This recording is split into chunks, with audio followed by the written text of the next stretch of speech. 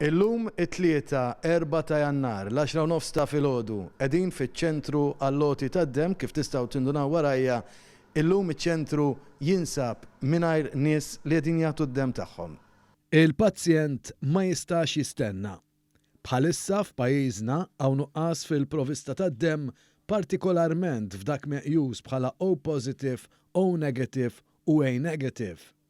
Iltqajna mad-direttur fi ħdan iċ-ċentru għall-loti tad-demm, Dr. Monique De Battista, li qaltilna li minħabba li ħafna nies qegħdin fi kwarantina, l-ammont ta' nies li qed jersqu biex jagħtu d-demm bħalissa naqas drastikament. Hija qaltilna li kull min iħossu b'saħħtu importanti li anki f'dawn l-ewwel jiem tas-sena l-ġdida jersaq biex jagħti d-demm ħalli l-provista tkun waħda adekwata għal bżonnijiet li jinqalgħu. Staqsejnija għaliex huwa importanti li l-pajjiż ikollu provista adekwata ta' demm. Il-provista importanti għaliex għandna pazjenti li għandhom bżonn id-demm il-ħin kollu. Aw min jgħidlek hija operazzjoni tista' forsi ssir iktar tard, imma għal dak li għandu bżonn l-operazzjoni ħatkun problema. L-aspett psikoloġiku li ħatiġi posposta, apparti forsi l-gravità tal-operazzjoni nnifisha. Apparti minn hekk għandna ħafna pazjenti li jiddependu fuq il-trasfużjonijiet tad-demm b'mod regolari. Dawn huma pereżempju l-pazjenti tal-onkoloġija li għandhom xi leukemia jew linfoma, ma tistax tipposponi trasfużjoni, jiġifieri hija qed timpatta direttament it-trattament daw il-pazjenti tagħna.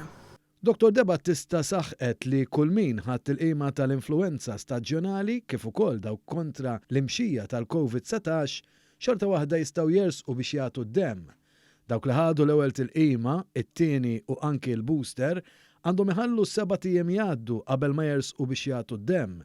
Iżda min ma jkollux sintomi bħal deni jista' jirrikorri biex jagħti d-demm biss wara jumejn. Kellimniha wkoll dwar dawk li qed jibżgħu biex jersqu biex jagħtu d-demm minħabba l-imxija fejn Dr. De Battista serħet ras kulħadd li qed jittieħdu l-prekawzjonijiet kollha neċessarji. Pala prekawzjonijiet qed nieħdu dawk ovvjament li huma misħuqa fuqhom tas-saħħa pubblika. Inna dejjem bihom mill-bidu tal-pandemija u naturalment komplejna bihom.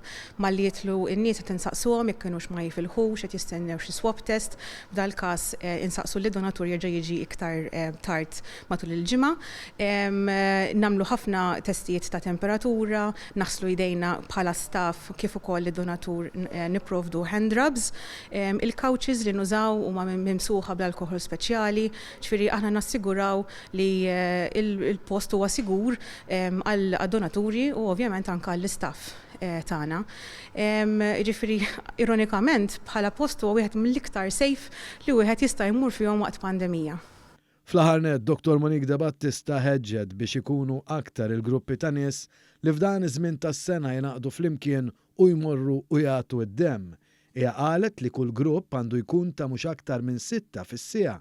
Dan qed isir bħala miżura ta' prekawzjoni kontra il-COVID-19.